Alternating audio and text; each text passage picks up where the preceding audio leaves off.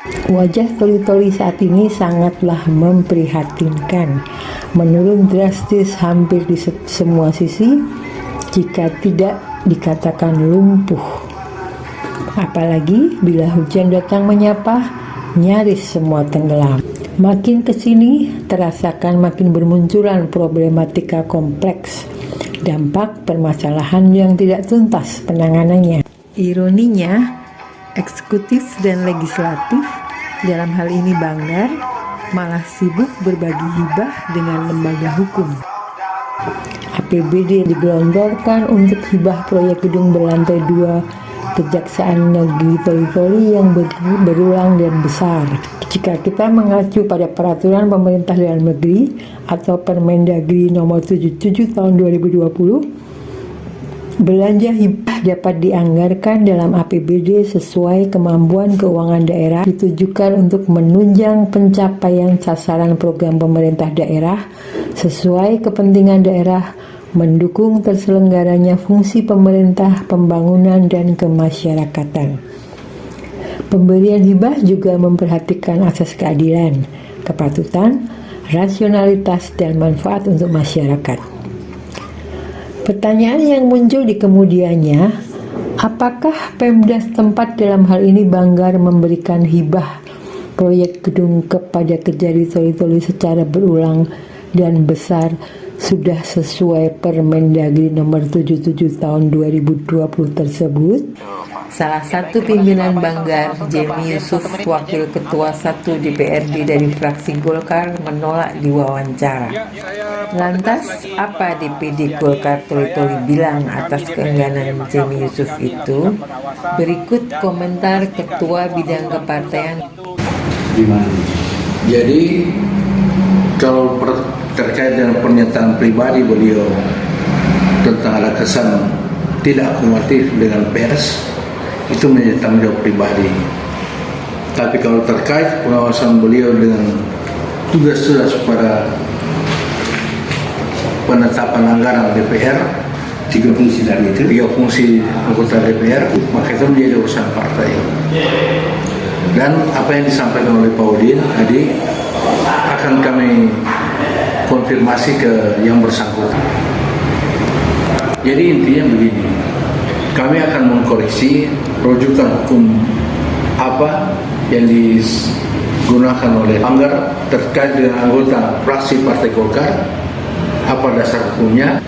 Tentu kami akan bertanya juga kepada anggota legislatif, minta tolong untuk dipertanyakan rujukan hukum penambahan itu tahap 2. Kalau memang ada kekeliruan dalam hal ini, tentu menjadi tanggung jawab kami untuk mengkoreksi agar teman-teman yang bekerja di legislatif untuk menolak penambahan anggaran jika memang tidak punya dasar hukum.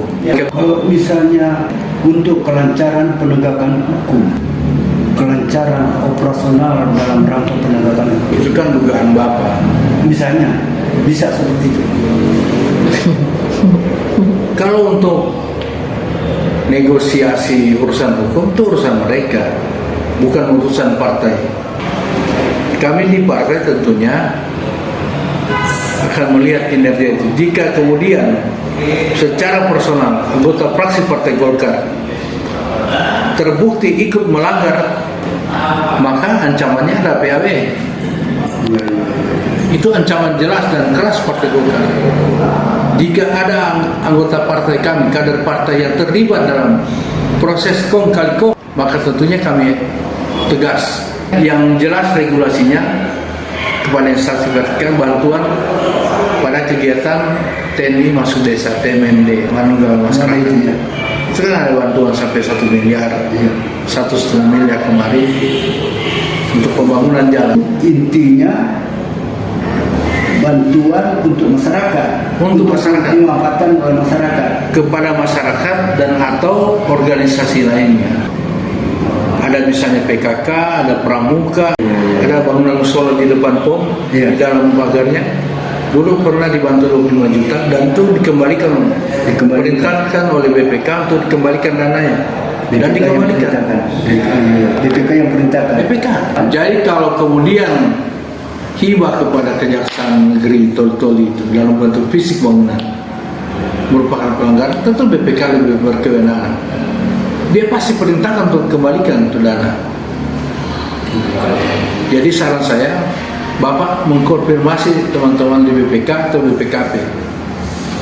Itu paling pantas, mereka punya kapasitas dan kompetensi menjawab urusan salah benar. BPK Palu maksud saya, BPK perwakilan Palu. Paling tidak kepala inspektorat yang dikonfirmasi itu barang salah atau benar. Yang dekat di sini adalah kepala inspektorat yang punya kapasitas untuk menjawab salah benar. Kalau kami tidak. Bapak dengar Polres juga mau dikasih? Tidak tahu saya. Tidak dengar. Iya. Cukup. Nah, bagaimana pula dengan Partai Keadilan Sejahtera PKS Toli-Toli yang miliki 3 kursi di DPR dengan penduduk 200.000 itu? Begini kata Ketua PKS sekaligus Ketua Komisi B DPRD Toli-Toli, Jumsar Juni SE, yang ditemui di ruang fraksi PKS hari ini, Senin 13 Maret tahun ini. Melihat kondisi Toli-Toli ini, banyak yang bilang sedang sakit, penerangan, ya kan, ekonomi kan itu, dan lapangan kerja. Menurut Cipta Karya, drainase saja ini di Toli-Toli itu masih 50% lebih yang belum terawat. Gedung di belakang itu 2 tingkat, kita coba itu APB tahun berapa itu, 2019 atau berapa, dikasih lagi 2 M lebih tahap 1, dan dilanjutkan lagi, mau dilanjutkan lagi 1 M lebih, 1,8 1,9. Itu Kejaksaan. Sekarang Polres itu dikasih hibah kantor transmigrasi. Jadi kalau menyangkut mengenai terkait apa ya, hibah ya kalau nggak salah itu pun juga sebenarnya saya salah satu itu mempertanyakan menyangkut mengenai kantor apa Transmigrasi. yang dihibahkan katanya ke Polres. Sehingga itu pun sebenarnya saya tidak pernah lihat bahwa katanya sebagian itu ASN-nya itu sudah pindahkan ke gedung wanita. Saya bilang begini, harusnya ini Pemda betul-betul mempertimbangkan dengan berbagai macam pertimbangan ya. Kenapa? Ada bahkan OPD di sini 1 kantor 2 dinas. Saya kasih contoh perdagangan dan koperasi. Kalau di Kejaksaan saya minta maaf, memang keterbatasan informasi saya itu tentang saya. Boleh jadi teman-teman yang Bapak Udin tadi sampaikan kan di Banggar, karena saya ini kan bukan masuk di situ, saya di badan musyawarahnya. Di Banggar itu kan ada PKS Pak. Iya. Siapa-siapa di situ? Itu sebenarnya cuma 1 karena ada pergantian setengah itu. Di situ ada Asrullah dengan Iswa. Banggar 2022-2023 siapa dari PKS? Itu kalau tetap yang tetap itu saudara Iswan. Iswan melaporkan ke ketua bahwa ada seperti ini. Halo. Ini ada lagi diwawancarai sama Pak Udin Lamatan, wartawan senior kita. Oh iya, oke. Jadi si Iswan ini melaporkan kepada Pak Ketua tentang hibah yang sangat menonjol di Kejaksaan. Jadi ini kan saudara saya Iswan ini kayaknya memang waktu di Banggar dia ini dari pertemuan mungkin 5 kali, mungkin hanya 1-2 kali dia pertemuan ini, karena waktu itu setahu saya ada beberapa kegiatan di luar itu ya. Jadi tapi sebenarnya walaupun dia tidak lapor atau apa, kan di unsur pimpinan itu kan pasti akan bicara. Artinya PKS tahu Permendagri tentang hibah kan, itu pasti. harus tahu.